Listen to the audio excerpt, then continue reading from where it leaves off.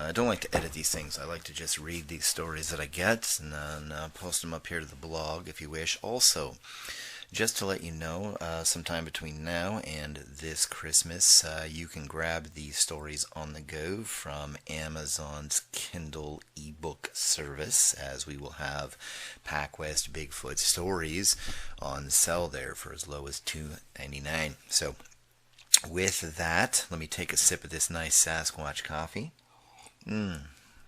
SasquatchCoffee.com, guys. This story actually comes from the beautiful Pacific Northwest in the state of Washington and is just in time for the holidays. So let's get through this. Let's go. Let's get into this little story here. And I just want to say thank you guys so very much also real quick for all of your responses and everything through the YouTube channel and the blog and all the visits and you guys wondering about these stories and encounters. I'll tell you this right now. Most of these encounters are based on real encounters, and some of them are actually sent in to me directly. So here we go. With that, let's get into this week's story and encounter. This is called Bigfoot in the Christmas Tree Farm and comes from the beautiful, awesome Pacific Northwest state of Washington. Outside of Mossyrock, Washington is where my story takes place. Here is my account of Bigfoot in the Christmas Tree Farm. My farm, to be honest. I also hope you don't mind, but I want to keep my anonymity. And there are several real Christmas tree farms around the Mossyrock area. So I don't mind telling you the area, but I will keep my name and my farm names out of it. So, on with my story. Part 1. My Christmas Tree Farm. I'm so festive that I rub the pine needles that fall from my Christmas trees between my hands, and then I rub that awesome aroma on my back of my neck and smell it. It's great. To tell you the truth, the oils from the Douglas fir and the aroma itself just make you feel great. I'm personally into the oils thing because I know and I make oils for a large and well-known distributor. So suffice it to say, I am a Christmas freak, and being a Christmas tree farmer and essential oils maker for certain coniferous trees, I literally love and count my blessings. I've been in the tree farming business for nearly 3 decades now, and all that time I have come across some pretty cool wildlife here and there. But this, being this far out of town, well, in the Pacific Northwest, it's rather expected. I've seen many black bears through the years, probably more than most people do in the state of Washington, I bet. I have seen cougar tracks, but never have I seen the sneaky little mountain cat. And to tell you the truth, looking back after this encounter, what led up to it was the strange tracks I kept finding through the years near the back 10 of the tree farm.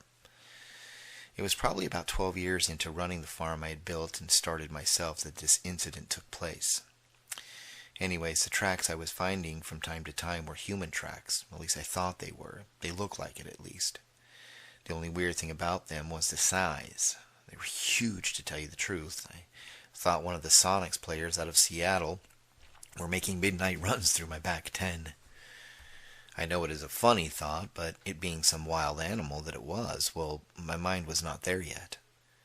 This happened on and off for years, and even today, once in a while, I still find them. I even made casts since the day I found out what was happening. Yeah, the Bigfoot thing crossed my mind at first, but it was fleeting. I racked it up to a few pranksters from the local high school playing around with the old tree farmer and passing it down that tradition to upcoming freshman classes. Either way, it was fun to think they were getting away with thinking they were possibly scaring me. Hey, I was a kid too once. However, things changed 2 Christmases ago in a not so nice a way. Broken Trees and Screams in the Night, Part 2. Kids today can get a little more out of hand than they did when I was young, so I automatically assumed that things were getting out of hand and some parents needed to spank more at first. See, before I figured out what was going on, the crazy things really started to ramp up. The Christmas season before last, I noticed 2 trees broken in half on the back 10. That is when and where the craziness and out-of-hand things, or what I thought were pranks, at first started. I do not mind you traipsing around my farm in the middle of the night teasing me with fake footprints, but when you start messing with mine and my family's livelihood, well, that's simply not okay with me. nor any other business owner I know of. I was pretty upset that I just lost money on 2 trees. Yeah, I had hundreds of trees, but this was reckless, uncaring, and just a disrespectful attitude that irked me. Not just the loss. What made it worse was right around the 1st of December, a few weeks after the first incident, I found another one snapped in half. Once again, the top half was nowhere to be found. Well, I was now past irked. I was ready to press charges. I put a call out to the police and also had a piece in the local paper out there to deter any more damage to my property or business. The police came out, and even the county sheriff and his deputies would take a ride by in the middle of the night, slowly down the road in front of my tree farm for a while. I appreciated that. Of course, because of that gesture, I believe the rest of the year was quiet and peaceful, except a few of those crazy tracks would still surface from time to time. I figured that was fine as long as the trees were left unharmed. I could live with the pranks again. However, it did not last past the following March. 2 more trees were found, but this time it was a little interesting about how I found them. I decided to take a look at the back 10 one evening right at dusk. I like to go out and check for bark beetles and other nasties that can wreak havoc on my product. As I headed past the last fence, I heard something that I never wanted to hear again in my life, but I did 3 more times, even up until now. It was a scream so intense that it literally went right through me. I could feel the sound, if you can understand that. It was like hanging out with in your friend's car and they're listening to that crazy rap stuff with the bass all the way up. Whatever it was, whoever it was, well, they must have been heavy, I thought, because I could feel them running away as well, on the ground. I gathered myself quickly and tried to run towards the sound of whoever or whatever it was, but they disappeared. They were just really fast. Once I stopped, I decided to look around for any sign of what it was. I found tracks, bare human-like footprints to be exact, again. And they were the same as I'd seen before, only this time my heart stopped for a second. I realized that this may not be the job of local kids or a basketball player from the Sonics.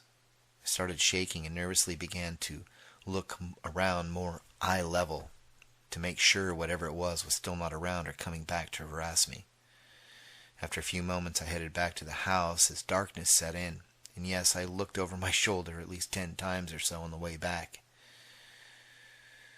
The next few days I took short trips to the back 10 to see if there was any more sign of whatever it was still coming around. And of course there was. More tracks appeared, but at least it was not back to snapping trees so far. 2 weeks later, in the middle of the night, I swear I heard another scream in the distance. A week before Christmas, something interesting happened. Of course, I sell my trees to businesses who come and load them on trucks. And they haul them wherever to sell. But I also have a U-cut area for locals to come in for fun and, grab a tree. A week before Christmas, I had some latecomers pop in and grab a few Douglas fir. There was a younger couple who were out near the back 10 acres choosing a tree when they spotted someone running from the far end and into the woods. They, being good folks, let me know just in case someone was stealing or whatnot. As they told me, the young man seemed a little shocked about how tall the individual was. Of course, it was a brief view as it disappeared quickly into the forest and behind tree after tree as it ran. I thanked them and thought little of it until that evening. I spent some time online that evening looking up Bigfoot information on YouTube and whatnot. I came across some great websites about the creature called Bigfoot and even recorded sounds. To tell you the truth, there were not many that reminded me of the sound I heard, except a few were pretty dead on. After a while, I started to feel a little weirded out, to tell you the truth, so I shut it all down and went to bed. Christmas Eve Freakout, Part 4. It was Christmas Eve, and I had two really late comers to the season grab a tree each.